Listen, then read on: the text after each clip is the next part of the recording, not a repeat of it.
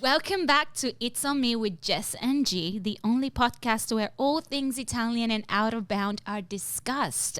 I'm Jessica Marchi and I'm Giana Carly.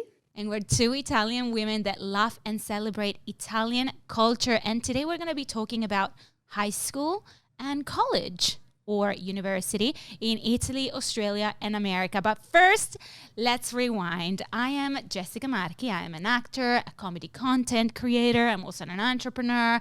I'm also, what else do I do, G? I don't know, but I do a bunch of things in my life and I'm not keeping up. And this is another one of them now. I'm a podcaster too. I'm Italian. I moved to Australia when I was 15 years old. But that's enough about me. So over to you, G. Hi, everyone. I'm Giana Carly, actor, producer, and sometimes I dress up as my 80-year-old nonno on TikTok and Instagram. But welcome back, everyone. Let's get into it. So schools in Italy, Australia, and America. I wanted to talk about this because in each one of these countries, I know it's different. How is the structure of high school in America? The structure of school in America. I actually want to start in elementary school. Okay, so it goes first, second, third, fourth, fifth grade. And then I guess depending on like the area that you live in and the schools that you go to, it's usually a different school called middle school for sixth, seventh, and eighth grade.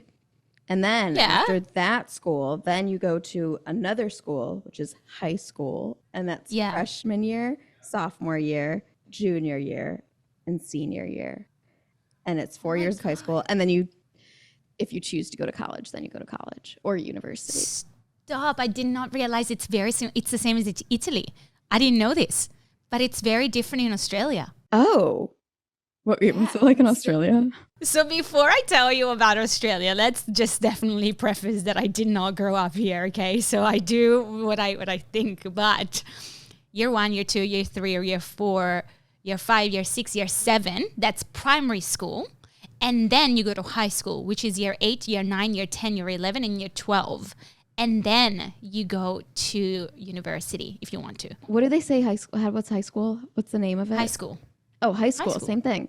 Oh, okay. Yeah. I don't know if they really said. I don't know. But we don't call it college. We call it university. Yeah, okay. Yeah, there are some places that are called college. Like I went to an international school college, but everything is it's a university. Most of it. Okay, that makes sense. And how old are you when you graduate? In America, you're 18 typically when you graduate high school. Yeah, the same as America. That's also really interesting because I didn't realize it's not okay. So in Italy, for example, say you are in prima elementare, okay? In prima elementare, it's all the people that are from say you were born in 1997. Everybody in year 1 is from 1997. That's the age, full stop. That's from that year, 1997, right? So in Australia, it's not like that. It's a different cycle. So it's actually random. I'm not necessarily sure when it starts, but sometimes it's from June to like May, the one after. So some people could be born in 98. Some people could be born in 97.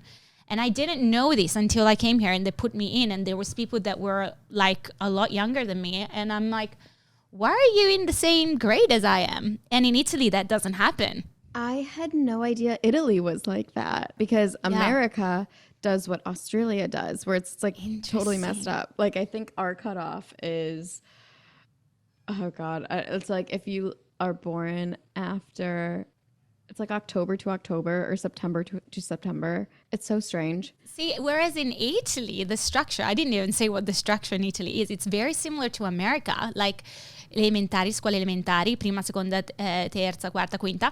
Then you go to the middle school, alle medie, and you go 1, 2, 3. And then you go alle superiori. Liceo. Oh. Yeah, si chiamano le superiori. You call it superiori, and some of them are liceo, some of them are different, which is a specialized school. So you have to pick what you want to be when you are literally 13 years old. How am I meant to know at 13 what am I going to do? So I picked languages. Initially I picked psychology, then I changed to languages.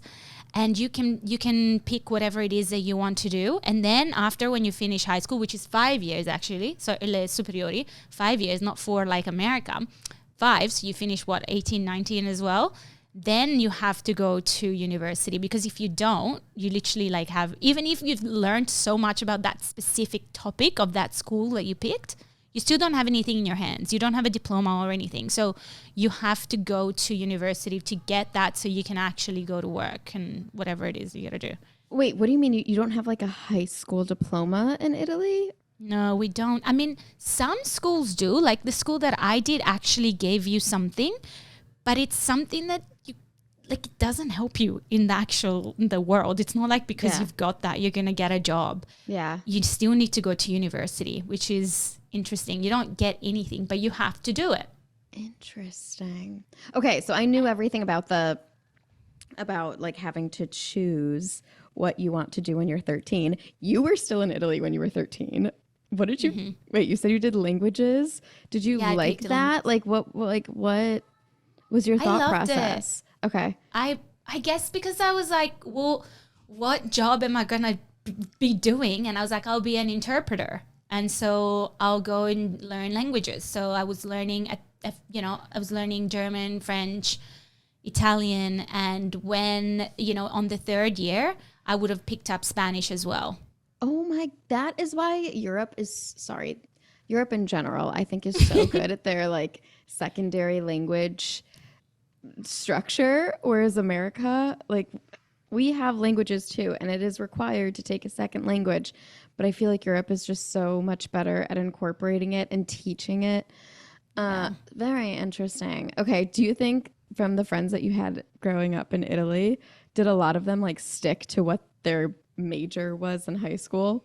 I'm trying to think of the friends in my school. Not really. I don't feel like any of them are working with languages. But it's interesting, though, because here's the thing. Just because you've learned languages, it doesn't mean you're obviously going to be an interpreter or you're going to be whatever it is that you think you're going to do with languages. You could be working at a business that works with countries overseas, and you need to be communicating with them. They're not going to speak Italian to you, so you need to speak their language. So they're the kind of jobs that are doing, and they get to speak the language that they learned. So in some form, yes. Maybe because I thought the only reason why I'm learning languages is because I'm going to be an interpreter. Yeah. That's so silly. I'm not like, no, that is so weird. That's not silly. I mean, like, it makes sense. Like, I even had the same thought process, but not until college, where I actually decided to study languages. Okay, really interesting. And then like, what were your other classes? Like I'm trying to think, like in college we had like our core classes. So like for me, like a what? Core classes. Like core. Like what your major is. So like if I majored in Chinese, I had all my like core Chinese classes, but then I was able to choose like other classes that were more fun or like general education. Like, did you have any other general education? Like, did you still take a math class or no?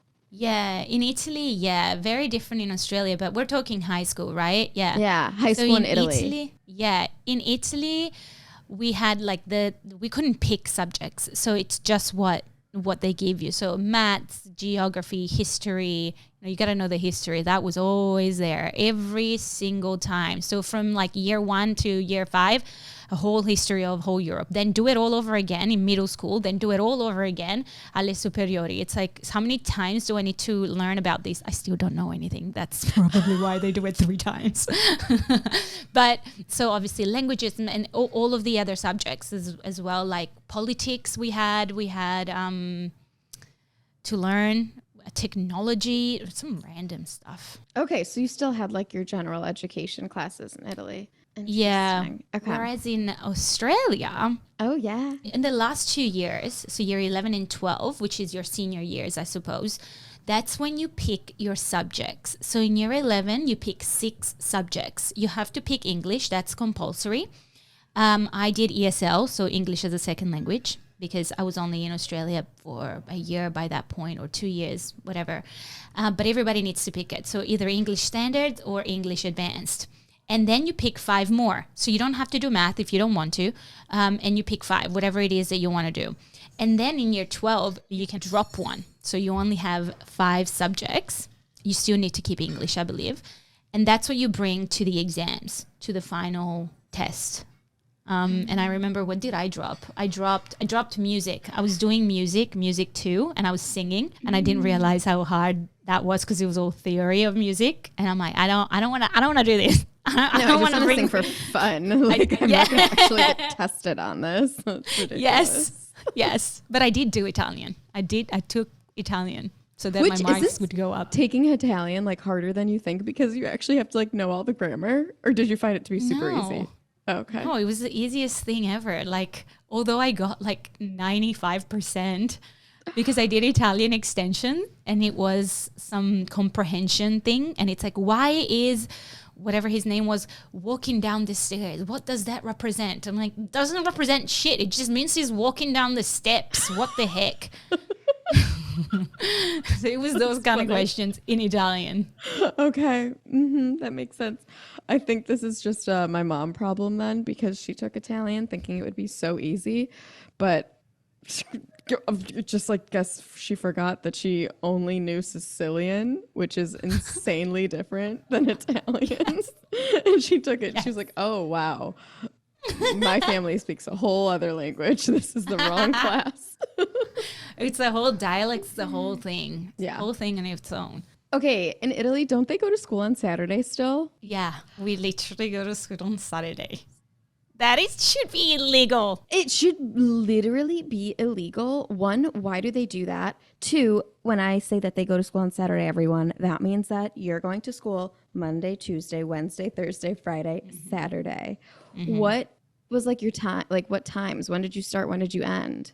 Monday to Friday. I think Saturday was a shorter day. I don't actually remember when we finished, but Monday to Friday was like 8 a.m. to 2. So you get home and you eat, or 1:30 or something. But you don't have breaks, by the way. Just so you know, like we go from one subject to another. So 8 to 9, 9 to 10, 10 to 11, 11 to 12. Then you have intervallo. So you have a little bit of a snack and then back to it again. And then you go to school on, so I think it would have been 1:30, yeah, because the intervallo must have been half an hour, right? Wow. It's just so silly. So in America, our school system's only 5 days, Monday through Friday. And I mean, every school, depending on where you are exactly, kind of varies, but it's around like 8 a.m. to 3 p.m. Oh, you start at 8 a.m. too? Mm-hmm. In America. But we have like in high school, you'd have a full lunch period, which is like 30, 45, maybe an hour long, 30 minutes, 45 minutes. And then you would have like study breaks or lounge breaks, which are probably like 30 minutes too. Oh, nice. Where people would do homework. But also, that's my high school experience. I don't know if every high school does that. Australia is somewhat similar. We didn't start at 8. We started at 9. So 9 to 3. And I remember when I moved here and I started high school here, I thought, what school am I in? So I actually changed school because I thought, this isn't right. My parents were like, this isn't right. Went to another school and it was the same thing. So we're like, oh, so here they just take breaks every 2 seconds. Literally, you do a subject and then you got to walk to the other class. And then you got to walk to the other class. And then you have recess 1 and then recess 2 and then lunch.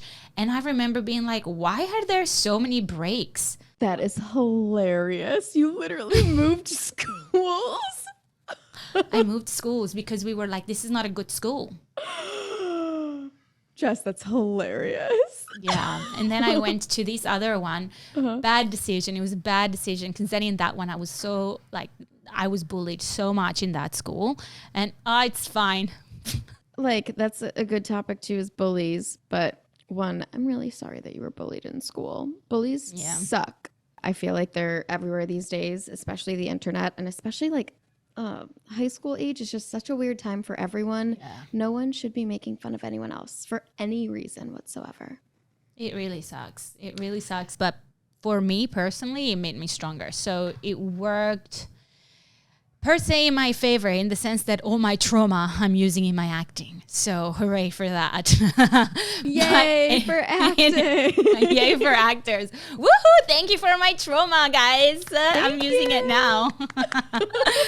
But enough about that. We could go on and on and on and on about this because it's a very, I mean, we could do another episode on this because there's so much we can talk about, like uniforms, lockers, all of this stuff. But that's for another time.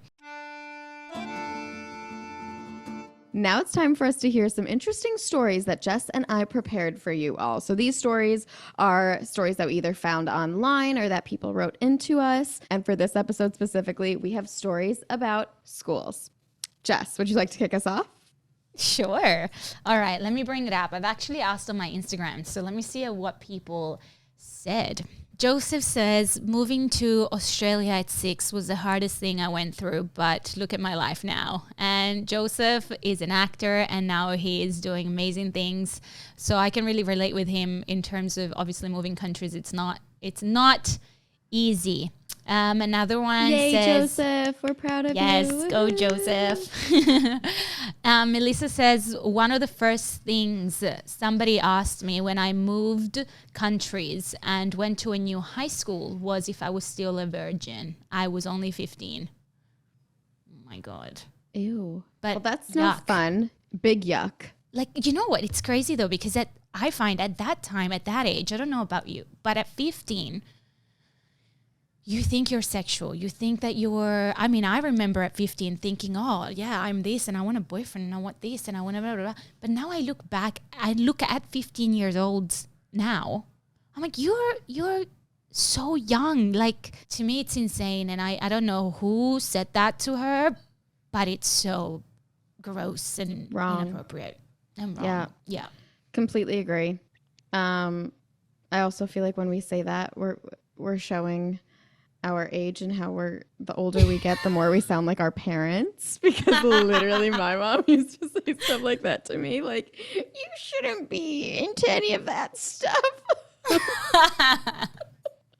It's like the moms now actually make sense why they said what they said. Literally, but I could not agree more with you. So yeah, there's that. Yeah. Okay, I have one story. This is another topic that we didn't get to talk about for schools. It's the whole concept of prom and promposals. Promposals? Promposals, yes. Like literally making it a huge deal to ask someone to the prom. Oh my God, I love that. Oh, Jess, that is also another episode, but that's a huge conversation. And if you don't get asked in a really cool way, it's like big drama. Like the cool thing to do these days, as if I'm talking as if I'm 18 years old again. LOL, I'm sorry, I'm not, but I just know from my cousins what they're doing is like asking someone literally like you're proposing to them, but just for prom. Oh my God, I love that. That's so fun. Yeah. But also it would cause, like so much drama. Right. That's crazy. In Australia, we have the formal. That's what it's called. It's not called prom. It's called formal in year 12. Uh-huh. People do ask people to like, do you want to be my date? But it's not like sure. Like you have a date for it. But I don't feel like it would be the same as America. No, America's like, they go all out. Like if you're just asked like, hey, like without it being filmed or having your best friend in on it, like someone just asks you like, do you want to go to prom? It's like, are you kidding me? Stop. Wow, I love that. That would cause so much drama. My God. I think it does. I mean, when I was in high school, it wasn't like as aggressive as it seems to be now, but I also think that social media plays a big part in that. Totally. Actually, I'll just say the story. Okay. Okay. Say it. I want to hear it. Go on. I got my water. Super quick story of my heartbreak. We are no longer together. Of my promposal. I was dating a guy at the time. We had been dating for maybe a year, and I was super excited for him to ask me to prom, but I didn't want it to just be like, oh, assumed that we're going together, right? Yeah. So me and him are at Benihana. And if you guys don't know what Benihana is, it's like one of those Asian restaurants where they cook in front of you, Oh, and cool. you Okay. sit at a table with Like like a hot pot. 8 people. Gotcha. Yeah. You sit at a table with 8 people, and there's a chef who has like a hot plate and cooks all of your food in front of Yeah. you. And I was so excited. It was like a fancy place for the suburbs of Chicago where I grew up. And he took me there, and I was like, oh my God, this is definitely where it's happening. And mind you, this was 2 days before prom. So I was like, he's waiting for something really great. Like, it's going to be awesome. It's right before. We eat our entire dinner. He breaks up with you. No. We eat our entire dinner, and we get up and get ready to leave. And I'm like, what the hell? Like, is that it? Like, he's just not going to do it? And like, he knew that I wanted a good promposal. Like, we had talked about it. So then we stand up to walk out the door, and our server comes and gets us. And he's like, oh, wait, you forgot dessert. And like kind of winks at my boyfriend at the time. And on the dessert plate, it said prom ? But my boyfriend at the time literally forgot that the reason we went to Benihana was so he could ask me to go to prom. And he turns to me and he was like, oh, shit, yeah. Do you want to go to prom with me? Oh my God, stop. He actually tried, but like messed up. No, he didn't try at all, Jess. That's the whole thing. He didn't try. I guess like though. He called the forgot. restaurant. He called the restaurant and he asked them to put right in chocolate sauce prom ? But like, if that's your promposal, remember it. You know what I mean? Like, don't just forget it at dinner. Oh my God. Oh, poor boy. How I'm old over would he it. would have been 17? Well, clearly, you're very over it. I'm over it. It's fine. We broke up for a reason. There's a reason we are no longer together. And Big that's because reason. my proposal was not good enough. Goodbye. Goodbye. See ya. So on to a stranger's question about a promposal. Or a stranger's story, I should say. Hi there. I had a teammate in high school who did a promposal in front of a crowd. I remember people were recording and laughing at him because he got rejected. Oh. Anyways, in my opinion, I think if you're not boyfriend or girlfriend, you shouldn't really do a promposal in public just because it's very embarrassing if you get rejected. Oh, poor baby. That's really sad. That's really sad. This person's traumatized if that's, yeah. Oh, this person is traumatized for sure. Now his trauma is everybody rejects me. You know what? That is so much effort and love. I wonder if it's better for the girl at that point to just say yes in the moment and then maybe privately let him down. I later. actually think that's better, doing it like that, because it's so embarrassing for him if you say no. Like I don't know. I feel like if you have a little bit of slight empathy, just like maybe, but then you also don't want to lie and like worry about people pleasing either. But then I don't know. This is so hard. I don't know. What would you do if you were in that situation Oh, I don't know. and you wanted to say no? I feel like a lot of people have a hunch of like, oh, we already kind of pre-talked about going to prom together, so when I ask her, I know it'll be good. But I don't know. That's really I mean, rough. this is the same as like a proposal in general, like well, actually, no, not really. Because, but then again, you see sometimes proposals where the bride says no. And it's in public and you think, what? What the hell? What are we doing here? Yeah, like what are you talking about? But I wonder if I would say, oh, I don't even want to answer that. I'm not in that situation, so I will not need to answer it. I don't know what I would do if I was in a situation where I want to say no, but there's a lot of people around me. Do I say no? Do I say yes? What do you guys think? What would you guys do? Would you say yes or no? Yeah, I'd write like in. to know. Let us know. Yeah, write in. I want to know. What would you do? Yes or no? Embarrass them or save them the embarrassment and then let them down slowly later? I think I would rather do that one. Save them the embarrassment, let them down slowly later. But that being said, I'm really glad I'm not in high school anymore. I know, literally. Okay, this is another topic, Jess, that we did not talk about, and it's senior pranks. which in American culture, it's a big thing for your last year of high school. Right. To do like, it's usually at the end of the school year, like a big prank on your school. Just for one day? Yeah. Or no, it's not like for one day. It's like everyone knows that the seniors will probably pull pranks in the school. So for example, in our year, someone was like living near a farm and had access to pigs and brought a pig to school and let it loose inside of the school. And so that was the prank, that there was like a wild pig inside of our school running around. Does anyone get in trouble for this?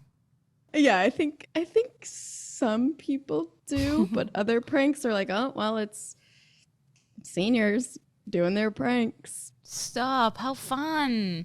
Yeah. So this is someone who wrote in about a senior prank. It was senior prank at my school, and someone dumped a few 100 pounds of flour and yeast into the school indoor pool in hopes of it turning into a giant glob of dough. It didn't work, just caused about $100,000 of damage to the plumbing, pumps, filters, etc. The pranksters were never caught. Oh my God, stop. What? I kind of like the logic of where they were going and become like a big dough, but like you would need a lot of flour to fill up a pool. Right? It's funny, but also pranks like that. Oh my, Who paid for the damages? It's got to be the school. Oh my God, that is insane. Horrible. And now it's that time of the podcast where we leave you with something good, because the world is messy and we like to leave you with a bit of love and positivity. Giana, I believe you have a story that you want to share with us. I have a story that I want to share. On February 15th, 2024, Greece became the first Orthodox Christian country to legalize same-sex marriage. Hey, claps, claps, claps. Woohoo! Yes, I love that. I don't understand why the whole world doesn't already legalize it anyway, but that's still a great step. So yay. Yay, Woohoo. Go Greece. Go Greece. Everyone, I hope that you have the best rest of your day. Thank you from Jess and I for listening to our podcast, and we will see you at the next episode. Keep listening in. We love you guys. Ciao. Ciao.